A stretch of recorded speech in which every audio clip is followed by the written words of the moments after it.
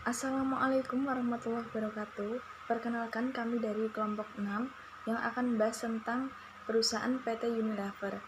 Anggota kelompok 6 terdiri dari yang pertama Nur Isih NIM 472, yang kedua Ayu Atika Sari NIM 475, ketiga Yusuf Renaldi NIM 478, yang keempat Elsa Widya Safitri NIM 479, yang kelima Fazila Fitrian Nurul Iza NIM 490, yang keenam Sifa Fauziah NIM 505. Profil perusahaan PT Unilever.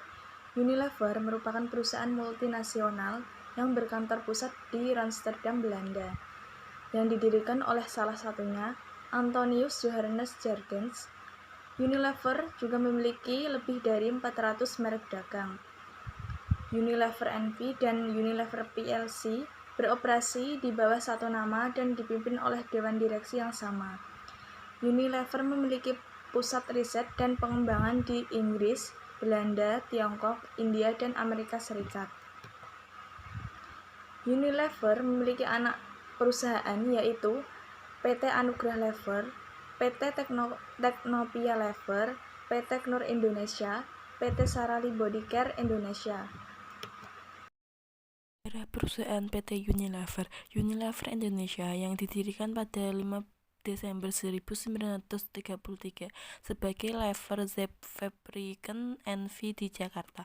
Pada 22 Juli 1980, nama perusahaan diubah menjadi PT Unilever Indonesia, dan pada 30 Juni 1990, nama perusahaan diubah menjadi PT Unilever Indonesia Tbk. Unilever Indonesia melepas 15 sahamnya di Bursa Efek Jakarta dan Bursa Efek Surabaya pada tahun 1981. Unilever Indonesia mempunyai lebih dari 1.000 distributor di seluruh Indonesia. Perluasan perusahaan PT Unilever. Pada tanggal 22 November 2000, perusahaan mengadakan perjanjian dengan PT Anugrah Indah Pelangi untuk mendirikan perusahaan baru, yakni PT Anugrah Lever, yang bergerak di bidang pembuatan, pengembangan, pemasaran, dan penjualan kecap, saus cabai, dan saus-saus lain dengan merek dagang Bangau, Perkiat, dan Sakura, dan merek-merek lain atas dasar lisensi perusahaan PT AI.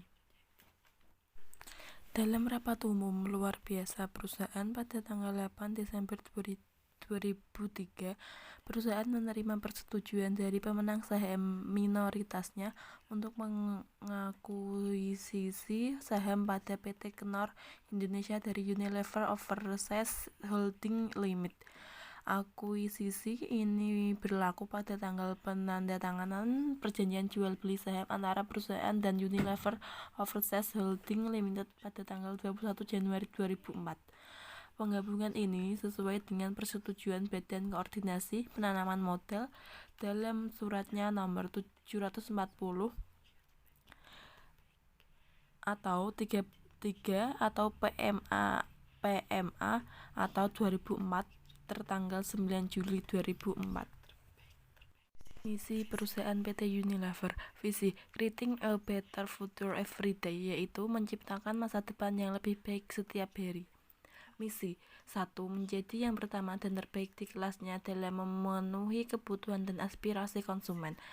2. Menjadi rekan yang utama bagi pelanggan, konsumen, dan komunitas. 3. Menghilangkan kegiatan yang tak ternilai tambah dan segala proses. 4. Menjadi perusahaan terpilih dari orang-orang dengan kinerja yang tinggi. 5. Bertujuan meningkatkan target pertumbuhan dan menguntungkan dan memberikan imbalan di atas rata-rata karyawan dan para pemegang saham. 6. Mendapatkan kehormatan karena integritas tinggi, peduli kepada masyarakat dan lingkungan hidup. Selanjutnya, analisis lingkungan eksternal PT Unilever. Kemampuan perusahaan untuk memanfaatkan peluang yang ada dan mengatasi ancaman-ancaman yang dihadapi oleh perusahaan berada pada kondisi menengah.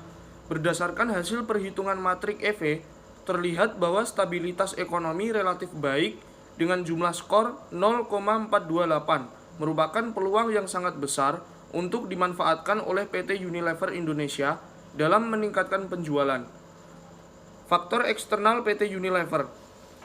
Yang pertama, konsumen, supplier, pelanggan, pemasok, dan eksternal serta jaminan. Bagian struktur perusahaan.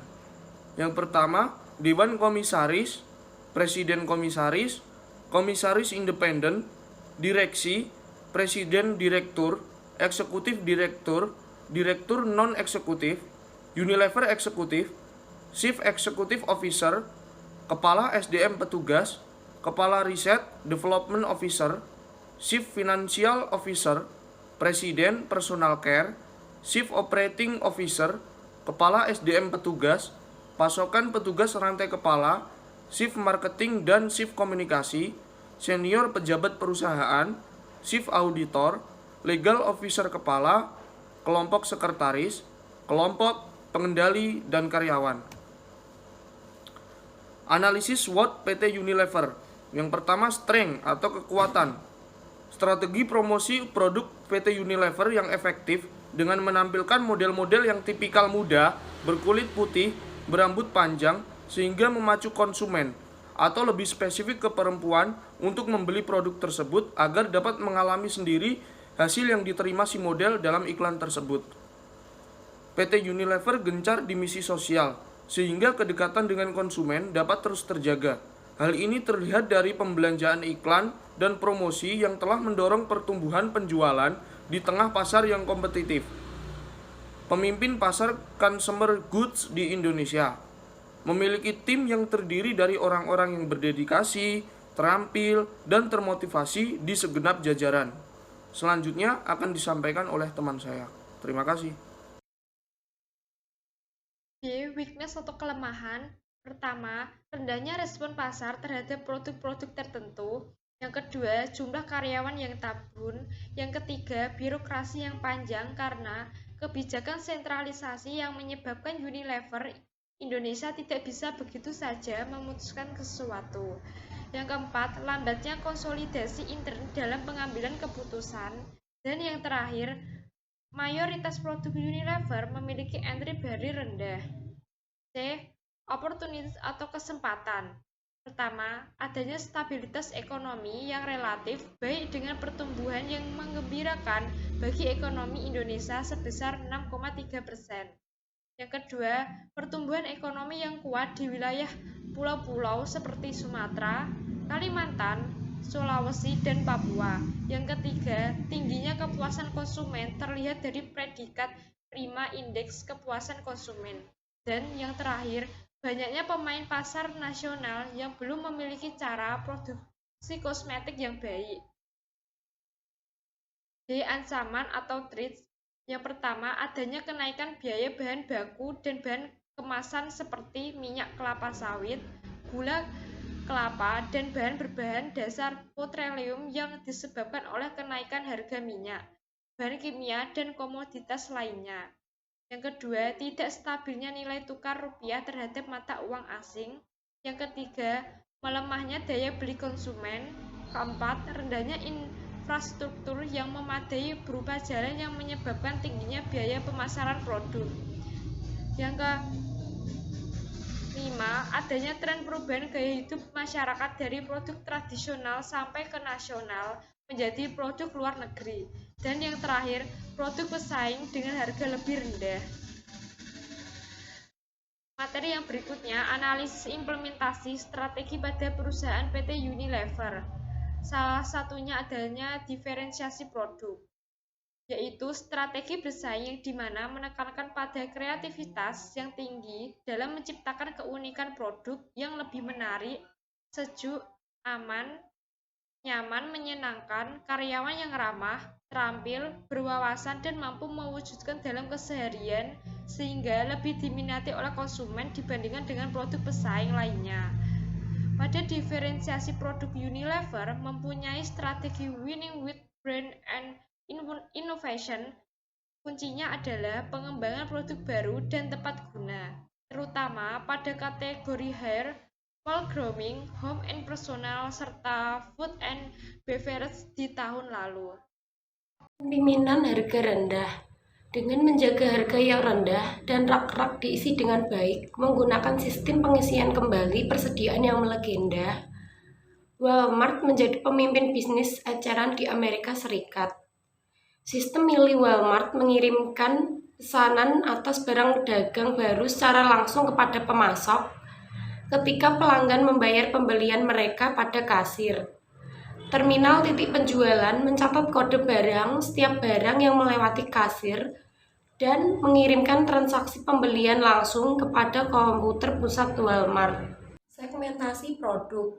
Unilever menciptakan brand masing-masing pada setiap produk, sehingga membagi pasar produk sabunnya dalam 3 merek, yaitu Lux untuk kecantikan wanita dengan segala manfaat dari sabun Lux, Lifebuoy kesehatan keluarga, dan Dove kecantikan sejati karena cantik itu tidak mengenal usia, ras, dan batasan yang lain, serta menonjolkan keistimewaan formulanya yang hingga kini belum bisa dicontoh oleh produsen sabun dimanapun.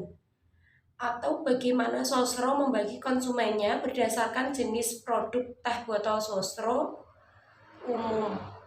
ST menyukai volume atau isi lebih banyak, dan fruity anak muda atau khususnya anak sekolah yang menyukai teh rasa buah dan cenderung suka rasa manis. Berfokus pada peluang pasar.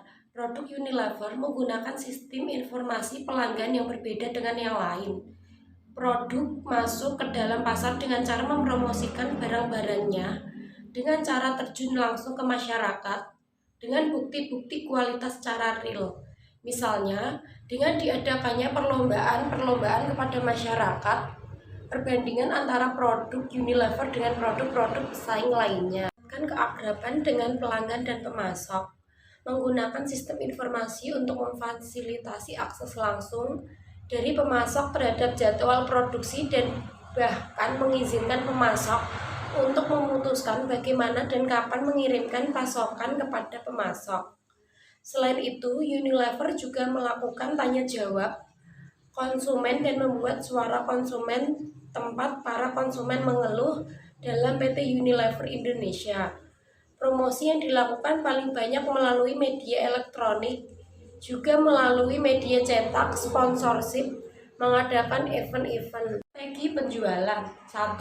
Periklanan. Semua bentuk penyajian non-personal dan promosi ide, barang atau jasa yang dibayar oleh suatu sponsor tertentu. 2. Promosi penjualan.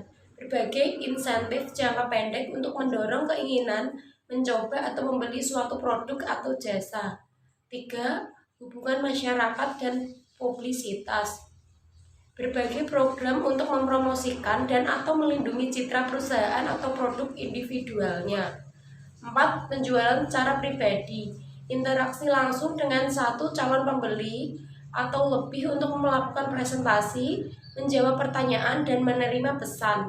5. Pemasaran langsung. Penggunaan surat, telepon, faksimail, email, dan alat penghubung non-personal lain untuk berkomunikasi secara langsung dengan atau mendapatkan tanggapan langsung dari pelanggan tertentu dan calon pelanggan.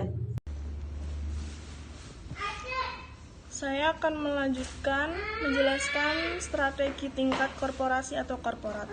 Strategi efektif yang harus dilakukan perusahaan adalah menciptakan peluang pasar terutama bagi pelanggan kelas menengah yang terus tumbuh. Perseroan harus mengembangkan upaya peningkatan efektivitas biaya internal sehingga jika terjadi gejolak di tingkat makroekonomi, maka keuangan perusahaan tidak terganggu. Perseroan juga harus mengembangkan pasar dengan memberikan feedback dari konsumen, memperluas pola konsumsi dan memberikan manfaat yang lebih besar dari setiap produk di seluruh kategori. Selanjutnya ada strategi manajemen sumber daya manusia. Perusahaan Unilever secara rutin merekrut lulusan baru dari universitas terkemuka, setelah itu diberikan pelatihan sistem produksi, pemasaran dan keuangan selama 3 bulan. Mereka tidak langsung kerja tetapi di training terlebih dahulu di berbagai bidang seperti manufaktur, pemasaran, penelitian, dan pengembangan. Saat ini tenaga kerja yang diserap oleh Unilever secara langsung berjumlah 3.000 orang. Ini belum termasuk tenaga kerja tidak langsung. Total tenaga kerja yang terserap berjumlah 25.000 orang. Selanjutnya, strategi manajemen operasional. Strategi manajemen operasional Unilever adalah penyertaan, merangkul perbedaan, menciptakan kemungkinan dan berkembang bersama-sama untuk bisnis yang lebih baik kinerjanya. Perusahaan merangkul keragaman dalam tenaga kerja.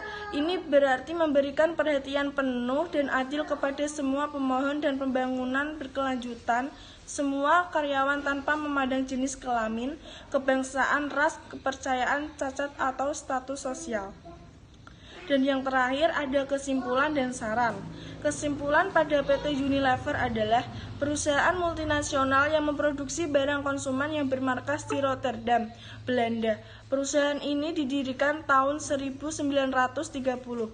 PT Unilever Indonesia Tbk didirikan pada 5 Desember 1933 sebagai Zip Fabricant and Flavor dengan akta nomor 33 yang dibuat oleh Tuan A.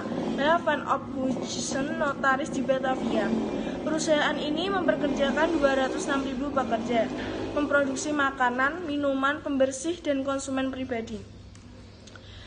Adapun saran kami bagi perusahaan adalah perusahaan lebih meningkatkan strategi penjualan produk-produknya dengan cara yang lebih inovatif dan memperbaiki produk dari segi kualitas agar konsumen tidak mudah berpindah ke produk dari brand lain. Pendekatan terhadap konsumen sudah sangat bagus dengan memberikan stimulan-stimulan yang jarang dilakukan oleh perusahaan pesaing. Perlu ada tindak lanjut maupun pengembangan inovasi-inovasi baru agar konsumen tidak merasa jenuh dan menghindari percontohan dari perusahaan. Terima kasih.